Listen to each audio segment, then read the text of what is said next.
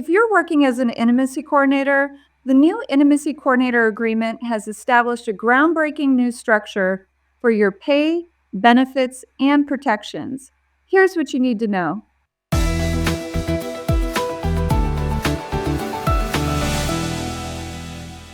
Hi, I'm Michelle Bennett, and welcome to Take 5. I'm joined by Alicia Rodis, SAG-AFTRA member, Intimacy Coordinator, and Trailblazer to walk us through the key points of the historic first Intimacy Coordinator Agreement. Hey, Michelle, good to see you. Let's start with the basics. So, who's covered under the first ever Intimacy Coordinator Agreement? As we all know, intimacy coordinators are working on a variety of different productions, but this contract is covering scripted, dramatic films, TV streaming movies, series, and miniseries that are produced by the AMPTP companies. So, verticals, soap operas, network code projects, and most independent productions are not covered just yet, but we're getting there. The agreement sets terms and conditions for intimacy coordinators. It does not dictate when productions must hire one. That language appears in performer agreements like the actor agreement, so our television theatrical streaming, commercials, and network code agreements.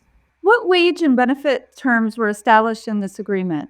So the minimum scale rates are $1,175 per 8-hour day or $4,113 per 40-hour week. And that's with overtime considerations.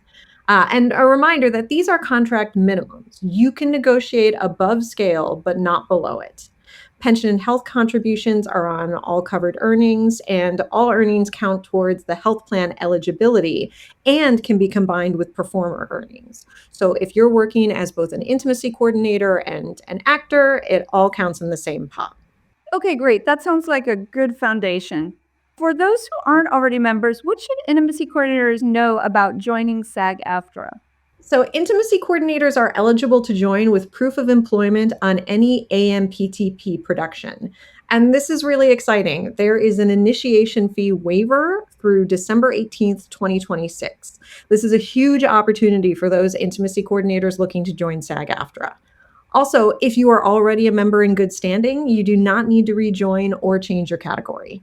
Beyond pay and membership, what does the new agreement say about working conditions and access on set? We got a number of workplace conditions specific to our access to everything and everyone on set.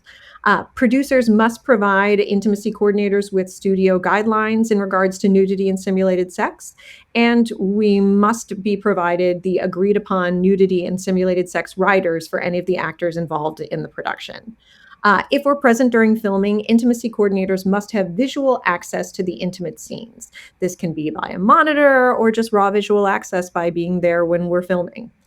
The agreement also includes enforceable contract terms, but also a bulletin outlining best practices, both of which you can reference on the job if you're getting any pushback. And if something doesn't seem right on a job, what should an intimacy coordinator do?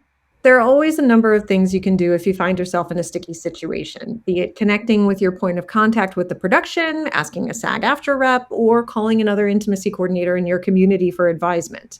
But safety concerns should always be reported immediately to the production. And as always, report to SAG-AFTRA to file a claim. Alicia, thanks for breaking down what this new agreement means for intimacy coordinators.